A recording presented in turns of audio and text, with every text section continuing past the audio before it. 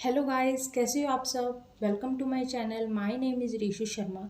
और जैसा कि आप सबको पता है, हम पढ़ रहे थे fundamental rights of Indian constitution. ठीक है। सो लास्ट वीडियोस में हमने डिस्कस किया था फर्स्ट फंडामेंटल राइट, जो कि है right to equality. So right to equality जो कि टोटल 5 आर्टिकल्स को कवर करता है, आर्टिकल 14 से लेके आर्टिकल 18 तक। और लास्ट वीडियोस में हमने आर्टिकल 14 और आर्टिकल 15 को बड़े ही डिटेल में डिस्कस किया था। अगर आपने मेरी लास्ट वाली वीडियो नहीं देखी है तो मैं डिस्क्रिप्शन में लिंक डाल देती हूँ, आप वहाँ जाके चेक कर लेना। ठीक है। और आज की वीडियो में हम पढ़ेंगे राइट टू इक्वालिटी का article number 16। So without wasting any time चलिए स्टार्ट करते हैं।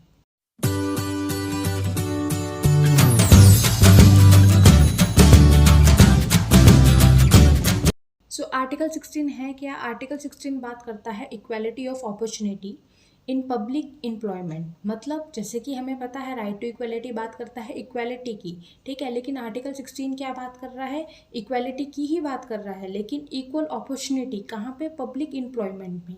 मतलब यहाँ पे जो क्राइटेरिया है वो लिमिटेड है, वो सिर्फ पब्लिक एम्प्लॉयमेंट के लिए लिमिटेड है। मतलब जो भी सरकार के द्वारा एम्प्लॉयमेंट दी जाती है वहाँ पे इक्वालिटी की बात की गई है। मतलब हर एक पर्सन को इक्वल अपॉर्चुनिटी मिले, वही सब बातें कवर करता है आर्टिकल 16। ठीक है। तो इस बेसिस पे आर्टिकल 16 क्या है? It prohibit state from the discrimination. मतलब स्टेट को प्रोहिबिट किया है कि वो किसी भी तरीके का किसी भी सिटीजन के साथ डिस्क्रिमिनेशन नहीं करेगी। किस ग्राउंड पे? On the basis of religion, on the basis of race, caste, sex और प्लेस ऑफ बर्थ। और यहाँ पे दो नए ऐड किए गए हैं, एक तो डिसेंट और एक रेसिडेंट। ठीक है। सो इन 7 क्राइटेरिया के बेसिस पे किसी भी पर्सन के साथ कोई भी भेदभाव नहीं होगा पब्लिक एम्प्लॉयमेंट में। मतलब जो भी गवर्नमेंट के द्वारा सरकारी नौकरियाँ प्रदान की जाती हैं उनमें ये 7 क्राइटेरिया के बेसिस पे भेदभाव नहीं किया जा सकता। यही बात करता है आर्टिकल 16। ठीक है। अब क्वेश्चन ये आता है कि क्या किसी भी तरीके से कोई भी भेदभाव नहीं हो सकता? तो उसका आंसर है नहीं। डिस्क्रिमिनेशन नहीं हो सकता ऑन द बेसिस ऑफ ये 7 जो क्राइटेरिया दिए हैं। लेकिन अगर कोई और क्राइटेरिया है तो उसके बेसिस पे जो है डिस्क्रिमिनेशन किया जा सकता है। Like discrimination based on other grounds are possible, और वो अलाउड भी किया गया है। लाइक एजुकेशनल क्वालिफिकेशन के हिसाब से, जैसे अब इंडिया की पॉपुलेशन कितनी ज़्यादा है और उसके हिसाब से जॉब कितनी कम है। ठीक है। सो कुछ ना कुछ तो हमें क्राइटेरिया रखना ही पड़ेगा ना। सो उस बेसिस पे आप एजुकेशन के हिसाब से जो है डिस्क्रिमिनेशन कर सकते हो। लाइक परफॉर्मेंस के हिसाब से, जिसकी परफॉर्मेंस ज़्यादा अच्छी है उसको जो है ज़्यादा प्रेफर किया जाएगा। ठीक है। तो इस आधार पे आप भेदभाव कर सकते हो, लेकिन आप इन 7 क्राइटेरिया के आधार पे किसी भी पर्सन के साथ भेदभाव नहीं कर सकते। लाइक आप रिलीजन के आधार पे भेदभाव नहीं कर सकते। ठीक है। प्लेस ऑफ बर्थ के आधार पे, सेक्स के आधार पे, इस तरीके का भेदभाव नहीं कर सकते। ठीक है। वही बात करता है आर्टिकल 16। जैसे कि हम जितने भी आर्टिकल्स पढ़ रहे थे उसमें कोई ना कोई तो एक्सेप्शंस होती ही हैं। सो दैट्स वाई आर्टिकल 16 में भी कुछ एक्सेप्शंस हैं, वो देखते हैं क्या है। ठीक है। So article 16 allow state to do reasonable discrimination. मतलब अभी जैसे हमने पढ़ा कि डिस्क्रिमिनेशन भेदभाव नहीं हो सकता, लेकिन यहाँ पे कुछ एक्सेप्शंस हैं। लाइक आर्टिकल 16 में कुछ एक्सेप्शंस हैं। बोला गया है कि स्टेट अगर चाहे तो वो रीजनेबल डिस्क्रिमिनेशन कर सकती है। मतलब अगर कोई भेदभाव कर रही है उसके पीछे कोई ना कोई वैलिड रीज़न जरूर होना चाहिए, उस बेसिस पे रीजनेबल डिस्क्रिमिनेशन किया जा सकता है। अब इन 7 क्राइटेरियाज पे केवल 3 केसेस में ही डिस्क्रिमिनेशन हो सकता है, on the basis of religion, on the basis of caste या प्लेस ऑफ बर्थ या रेसिडेंट के आधार पे आप जो है सरकार को परमिशन दी गई है कि वो जो है भेदभाव कर सकती है। ठीक है। सो 1 बाय 1 करके जो इसके एक्सेप्शंस हैं आर्टिकल 16 की, उनको डिस्कस करते हैं। ठीक है। तो सबसे फर्स्ट एक्सेप्शन है आर्टिकल 16 के क्लोज 3 में लिखी गई है। ठीक है। उसमें बोला गया है discrimination on the basis of resident. मतलब यहाँ पे स्टेट को पावर दी गई है कि वो रेजिडेंट के बेसिस पे जो है डिस्क्रिमिनेशन कर सकती है। फॉर एग्जांपल इंडिया में केवल 2 ही स्टेट ऐसी हैं जहाँ पे रेजिडेंट के आधार पे जो है डिस्क्रिमिनेशन होता है। एक तो है आंध्र प्रदेश और सेकंड वन है तेलंगाना। वहाँ पे क्या है? Seats are reserve for locals. मतलब वहाँ पे रहने वाले लोगों के लिए पब्लिक एम्प्लॉयमेंट में क्या है? सीट्स रिजर्व हैं। सो ऐसा क्यों किया गया? रेजिडेंट के आधार पे डिस्क्रिमिनेशन क्यों जरूरी है?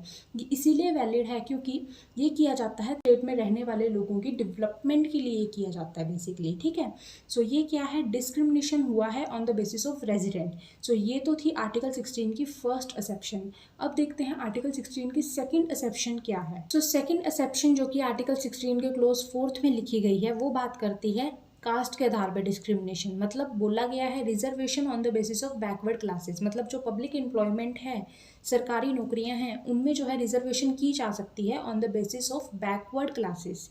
ठीक है, तो अब ये बैकवर्ड क्लासेस क्या होती है, हर एक स्टेट में कुछ ना कुछ एरिया ऐसा होता है जो कि बैकवर्ड होता है। ठीक है, उसकी डेवलपमेंट के लिए, उन लोगों को भी इक्वल अपॉर्चुनिटी मिले, उनको अपलिफ्ट करने के लिए उनको जो है रिजर्वेशन दी जाती है। ठीक है, सो यहाँ पे क्या बोला गया कि अगर दो कंडीशंस फुलफिल हैं तो रिजर्वेशन की जा सकती है on the basis of backward classes. First one, एक तो वो बैकवर्ड क्लास का होना चाहिए, और सेकंड वन वो प्रॉपर तरीके से रिप्रेजेंटेशन ना हो रहा हो इन द स्टेट सर्विसेज में। ठीक है, सो अगर ये दो कंडीशन फुलफिल हैं तो रिजर्वेशन किया जा सकता है, डिस्क्रिमिनेशन किया जा सकता है on the basis of backward class. ठीक है, अब क्वेश्चन ये आता है कि बैकवर्ड क्लास में कौन कौन इंक्लूड किया जाएगा। ठीक है, सो उसका आंसर देने के लिए सबसे फर्स्ट बैकवर्ड क्लास कमीशन जो है इस्टेब्लिश किया गया 1953 में। ठीक है, जिसको हम काका कालेलकर कमीशन के नाम से भी जानते हैं क्योंकि वही इसके चेयरमैन थे। ठीक है, सो इस कमीशन ने अपनी फर्स्ट रिपोर्ट जो है 1955 में सबमिट की और बोला कि इंडिया के अंदर टोटल 2399 बैकवर्ड क्लासेस हैं। ठीक है, और इस कमेटी ने अपनी रिकमेंडेशन भी दी और बोला कि 7 तक जो रिजर्वेशन होनी चाहिए वो बैकवर्ड क्लासेस के लिए होनी चाहिए। लाइक 100 में से 70% रिजर्वेशन फॉर बैकवर्ड क्लासेस। सो ये रिकमेंडेशन जो है काका कालेलकर कमीशन के द्वारा दी गई।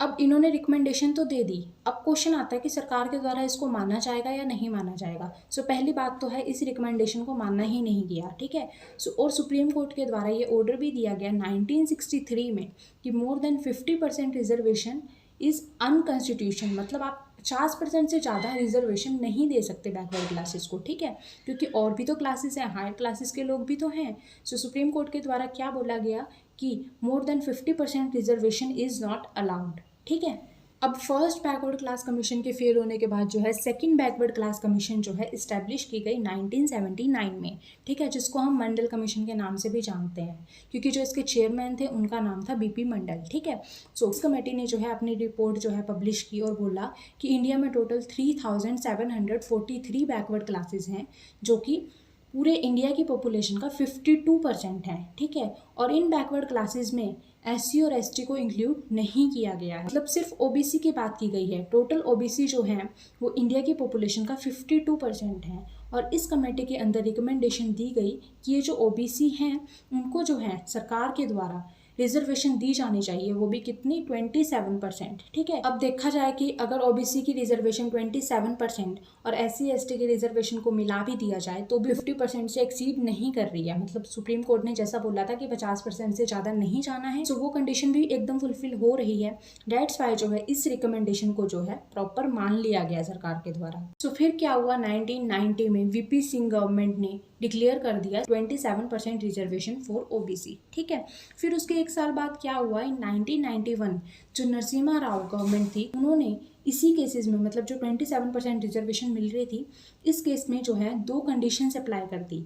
एक तो बोला कि इकोनॉमिक क्राइटेरिया, अगर आप रिजर्वेशन दे रहे हो तो सबसे पहले आपको चेक करना है इकोनॉमिक क्राइटेरिया उस पर्सन का। इकोनॉमिक क्राइटेरिया क्या, इकोनॉमिक क्राइटेरिया मतलब अगर कोई ओबीसी से बिलोंग करता भी है लेकिन अगर वो पर्सन अमीर है, मतलब उसकी इकोनॉमिक कंडीशन अच्छी है, तो उसको रिजर्वेशन नहीं मिलेगी। सेकंड बोला गया कि 10% reservation for the economically weaker section of higher class, मतलब अगर कोई हायर क्लास से बिलोंग करता है लेकिन उसकी इकोनॉमिक कंडीशन अच्छी नहीं है तो उसको भी जो है 10% रिजर्वेशन दी जानी चाहिए। ये जो है रिकमेंड किया नरसिम्हा राव गवर्नमेंट के द्वारा 1991 में। अब इन दो कंडीशंस थी, उसमें से एक कंडीशन को तो है इकोनॉमिक क्राइटेरिया वाली कंडीशन को तो सुप्रीम कोर्ट ने भी मान लिया था, लेकिन जो 10% रिजर्वेशन की बात की थी ये कंडीशन को जो है सुप्रीम कोर्ट ने नहीं माना था। ठीक है, और इसी बेसिस पे, मतलब जो आर्टिकल 16 का क्लोज 4 है, इसके बेसिस पे केस भी आया था 1992 में जिसका नाम था इंदिरा सामे वर्सेस यूनियन ऑफ इंडिया। तो इसमें जो है सुप्रीम कोर्ट के द्वारा जो है कुछ डिसीजंस लिए गए। लाइक 27% रिजर्वेशन तो फाइनल हो गया था, लेकिन 27% रिजर्वेशन किस किस को मिलेगी, सिर्फ अपॉइंटमेंट, मतलब जिनकी अपॉइंटमेंट होगी उनको ही रिजर्वेशन ये दी जाएगी, मतलब ये प्रमोशन के लिए वैलिड नहीं है। ये फैसला किया गया सुप्रीम कोर्ट के द्वारा 1992 में।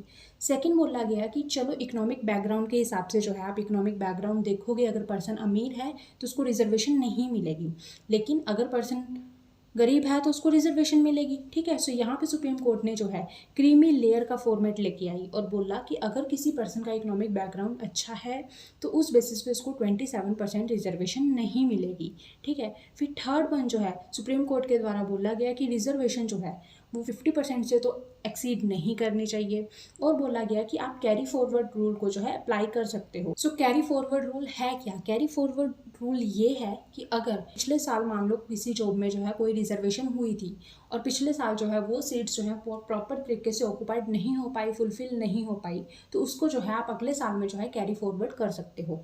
सो यही बोला गया सुप्रीम कोर्ट कि आप जो है रिजर्वेशन को जो पिछले साल रिजर्व हुई है सीट्स उनको भी कैरी फॉरवर्ड कर सकते हो, लेकिन जो टोटल ओवरऑल रिजर्वेशन है 50% से एक्सीड नहीं करनी चाहिए। सो ये तीन डिसीजन जो है इंपॉर्टेंट डिसीजन जो है इंदिरासामी वर्सेस यूनियन ऑफ इंडिया के केस में जो है लिए गए सुप्रीम कोर्ट के द्वारा, ठीक है। अब इस केस की जो मेन प्रॉब्लम थी कि यहाँ पे सिर्फ अपॉइंटमेंट को कंसिडर किया गया, मतलब प्रमोशन को तो कंसिडर ही नहीं किया गया। दैट्स व्हाई जो है गवर्नमेंट के द्वारा 2 अमेंडमेंट की गई। फर्स्ट वन 77 अमेंडमेंट एक्ट 1995 लेके आया गया, जिसमें बोला गया कि 20% रिजर्वेशन मिलेगी और वो अपॉइंटमेंट को भी, मतलब जिनकी अपॉइंटमेंट हो रही है उनको भी मिलेगी और प्रमोशन के लिए भी वो वैलिड है, ठीक है। ये तो 77 अमेंडमेंट एक्ट के तहत बोला गया। फिर गवर्नमेंट ने एक और अमेंडमेंट की 81 अमेंडमेंट एक्ट 2000 में, ठीक है। और इसमें बोला गया कि जो रिजर्वेशन जो सुप्रीम कोर्ट ने बात की थी कि 50% से ज़्यादा नहीं होना चाहिए, यहाँ पे आप कैरी फॉरवर्ड रूल अगर लागू करोगे तो भी 50% से ज़्यादा नहीं होना चाहिए। सो इस कैरी फॉरवर्ड रूल को ही हटा दिया गया। मतलब किस तरीके से